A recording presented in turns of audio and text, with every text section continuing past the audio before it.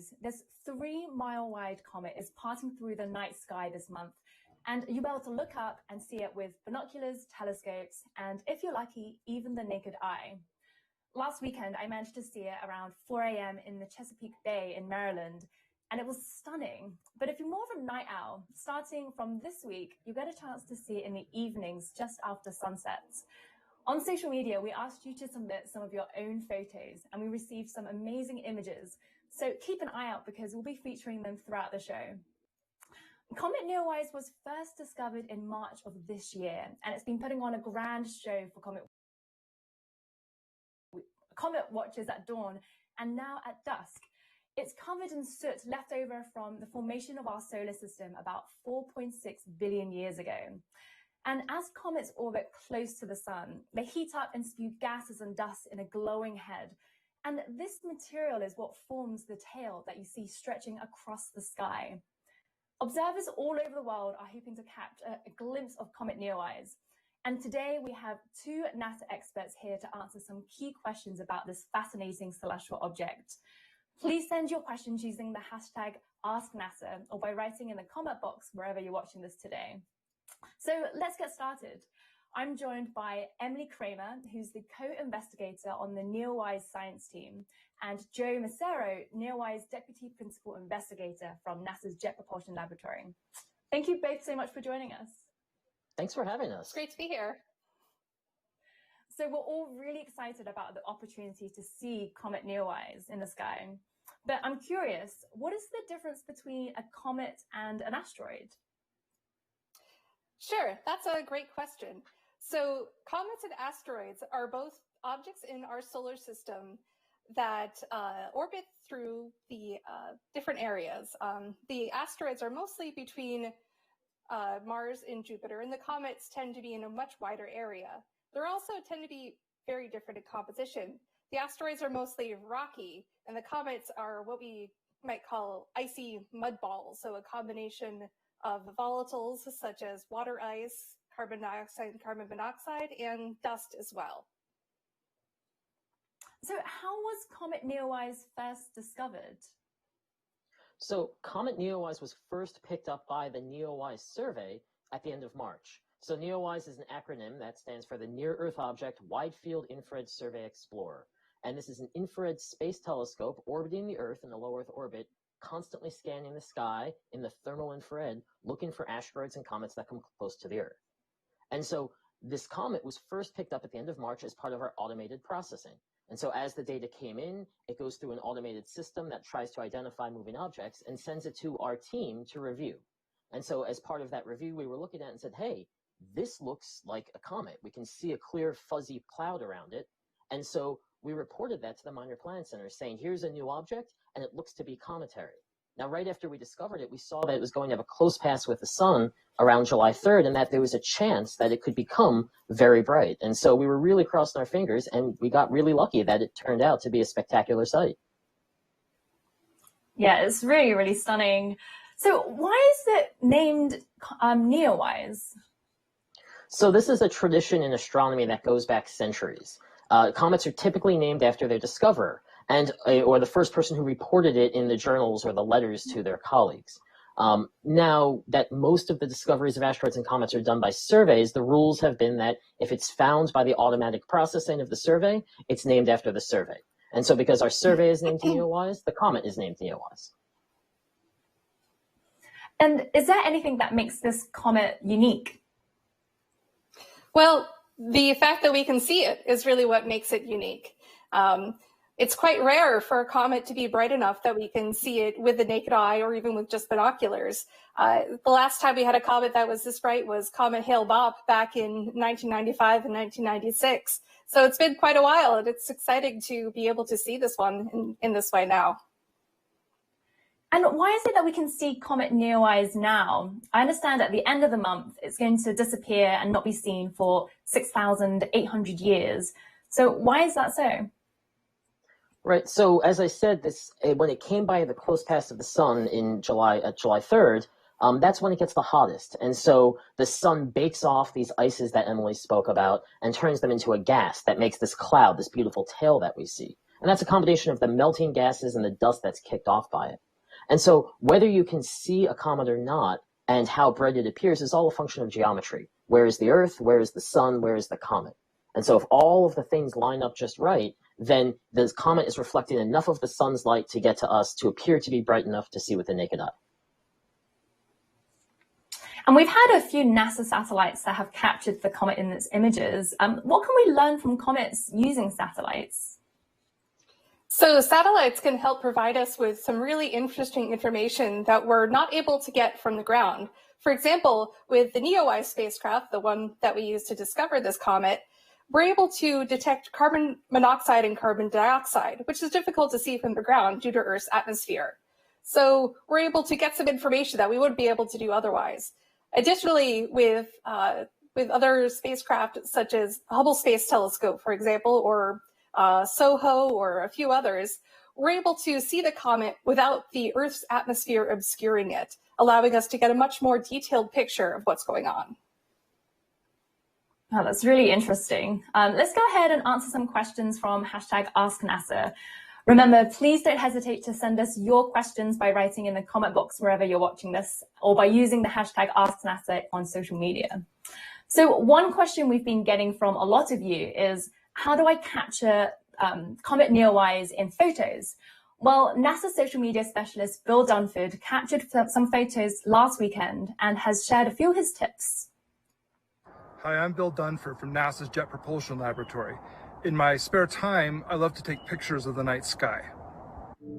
I do this using a camera mounted to a tripod and in manual mode so that I can set the camera to leave the shutter open for several seconds to let in lots of light. Recently, I captured these images of Comet NEOWISE. On a clear morning at about 4:30 a.m., I went to a location far from city lights that had a good view of the northeast horizon. I could see the comet with the naked eye, so I zoomed in on it and exposed each shot for about 4 seconds. I also did a little post-processing using photo editing software. Here's an original photo straight out of the camera. I was able to brighten it a bit, draw out the vibrancy of the colors, and clean up some noise. The end result was close to how the scene looked in person, which I have to tell you is beautiful. So I really hope you get a chance to see Comet NEOWISE and all of the other wonders of the night sky. So we have another question from social media. Twitter user Fran asks, will the comet keep moving higher away from the horizon every night? Will it eventually be over my head? And can I see it anytime after dark? So right now it's moving from the morning sky, as you heard, into the evening sky. And so it will be coming up in the evening sky as this next week or two go on. But it's going to be moving further from the sun at the same time. And so there's a chance that it could be getting fainter, or if there's extra activity, it could be getting brighter. So we really don't know what the brightness change will be over time. But it's certainly going to be, after about a month from now, going to be getting much fainter rapidly. It won't be over your head unless you're pretty far north. Okay, and Twitter user Bardswan asks, now that the comet is more visible in the evening, will it no longer be visible in the morning? Yeah, so absolutely. as Joe was saying, Go on. This is the difficult part about doing this remotely. So as Joe was saying, as the comet moves its position in the solar system, due to the geometry, we'll only be able to see it in the evening from after a few days from now. You can see from this picture here how it'll move in the sky as the time progresses. Fantastic. So Twitter user Andrew Fontura asks, how fast is Comet NEOWISE traveling through space? So as Emily mentioned before, comets follow these very elliptical orbits. And so when it's farthest from the sun, Comet NEOWISE is almost at a standstill with respect to the sun. But as it fell down the sun's gravity well, it's sped up. And so right now it's moving at around 40 miles every second. This is about twice as fast as Earth's speed around the sun. And so as it goes farther from the sun, it'll be slowing down as it climbs back up that gravity well. Okay, so Rishikesh Kankal from Twitter asks, What is Comet NEOWISE's tail made of, or how much water is in the comet? Right. So there's actually, usually you see two different comet tails. You can see the broad dust tail, which kind of has this pale yellowish gray color.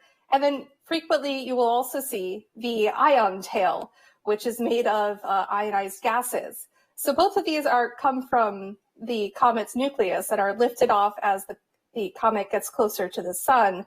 And because they have different compositions, they just react a little differently to the solar radiation pressure. That is to say, the sun's how the sun interacts with these particles. So the two different kinds of particles tend to get spread out. So the other question, the other part of the question was about how much water is in a comet. So this comet is about 3 miles across, and most comets on average are about half water and half dust. And so I actually did a little quick back of the envelope calculation on an actual envelope. As you can see right here, this is actually how a lot of scientists do these calculations a lot of times. And my quick calculation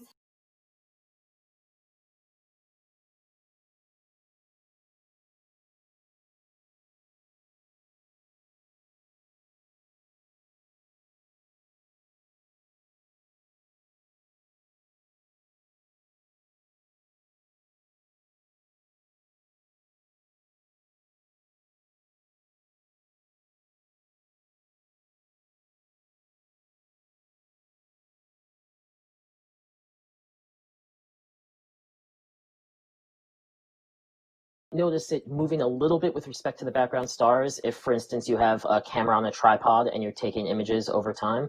But on minute to minute, it's not moving very fast. If you take 2 images night to night, you will see it distinctly moving against the background frame of the stars. So you can see that motion over even just 1 day. Fantastic. So we have another question from Twitter. Daryl Leslie asks, will I be able to see it from the UK? Yeah, you should be able to see it from most places in the Northern Hemisphere, so long as you have a reasonably dark sky and have a clear view of the northwestern horizon. Now, I know that some folks in the Northern Hemisphere, especially those particularly far north, are in of course, we're all in the summer now, and if you're particularly far north, you don't get a lot of dark time. So that might make it a little more challenging, but I would say still try to go for it. It'd be really neat to see if that would work. Okay, so we have another question. Sagat Gautam from Twitter. They ask, how was NEOWISE formed?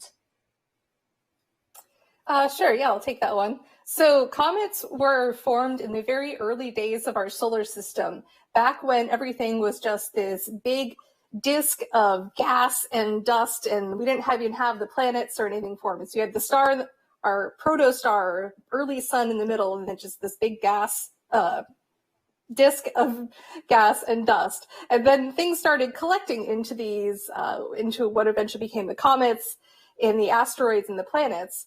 And the asteroids tended to stay mostly in the middle of the solar system, whereas most of the comets tend to get flung far away. And so they've been in what we like to call cold storage for most of the age of the solar system. And that's why they're able to have these ices on board, which help to form these dramatic tails, as we see with Comet NEOWISE.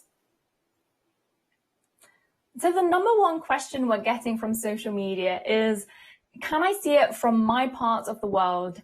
And can you explain where Comet NEOWISE is visible across the globe right now? So yeah, as Emily mentioned, if you're in the Northern Hemisphere, you can see it.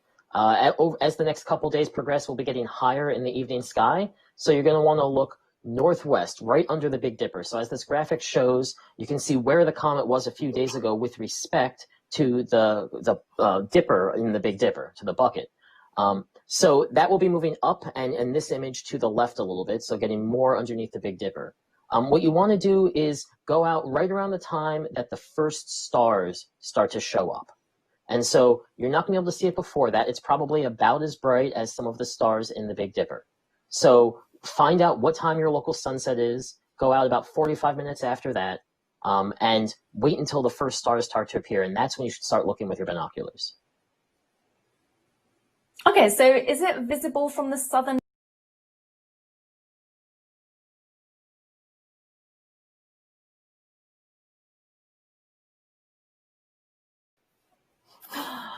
That's a shame. So Harry on Twitter asks, what is the diameter of Comet NEOWISE? Is it an interstellar object? Yeah, so from Emily, you take it. So from our initial data with the NEOWISE spacecraft, we're able to make a preliminary measurement of the size of the nucleus. We found out it's about 3 miles across, or 5 kilometers for the other folks who might use the metric system. And this one, we know it's not an interstellar object. By watching its motion, we can see that it's bound to the sun's gravity. So it's coming in very rapidly, and then it's going to go far back out again, but then it should come back in again in about 6,800 years. Fantastic. So Twitter user Aluz Okizi asks, I'd like to know if comets have regular orbits, and I'd also like to know if the formation of comet tails leads to the reduction in mass of the comets, and if their mass is replenished when their orbit is farther away from the sun. So yes, comets do have regular orbits. This one is on an elliptical orbit. It's a very stretched out ellipse, but it's still an ellipse, and so it will go around the sun every 7,000 years or so. And each time it does, it loses some of its mass. Now, there's nothing out there right now to replenish it. All of the gases and dusts that Emily talked about that were there when it formed are no longer there. They've been blown out by the sun's solar wind over the last billions of years. And so it's constantly losing mass, not replenishing it. And so each time it goes by, it will lose a little bit more until one day it just disintegrates. And how long does that process take? Process, oh, go on, Emily. Yeah. No, go ahead. Okay. That process it depends on the comet. Some comets lose mass very quickly. If this is their first time in the solar system and there's not much in the way and there's a lot of ice on the surface, it can lose that material very quickly. As the comet gets older, the ice has been blown off and the dust has remained, and it gets this crust, basically, that shields it. And so comets, each time they come by, are expected to get a little bit weaker, a little bit less powerful in terms of the amount of material being shed off. And so they might still have ice subsurface after we call them dead comets. It's just that there's a thick layer of rubble that protects them from the heat of the sun. So Kate Staples from Twitter, they ask, why is there a public conference about NEOWISE tomorrow with the NASA defense officers? I find it all very sudden. What are the potential risks for our planet? I'm going to let Joe take this one. Okay. There is no risk to the planet from this. This object is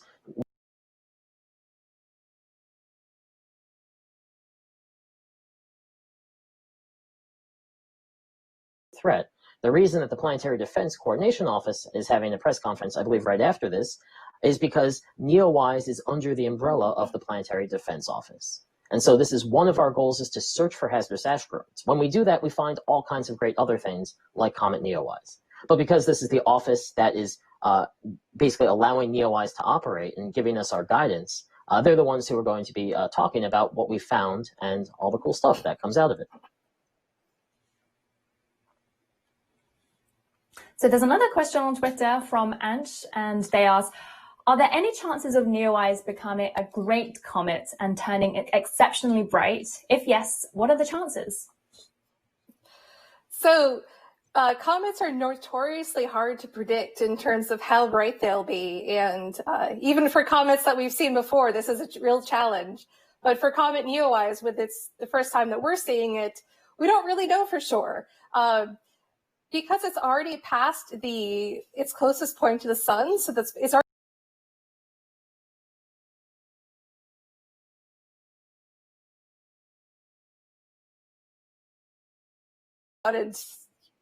who knows? We might see it become a great comet but it might just fade away. That's the one of the exciting things about studying comets, is that you never really know.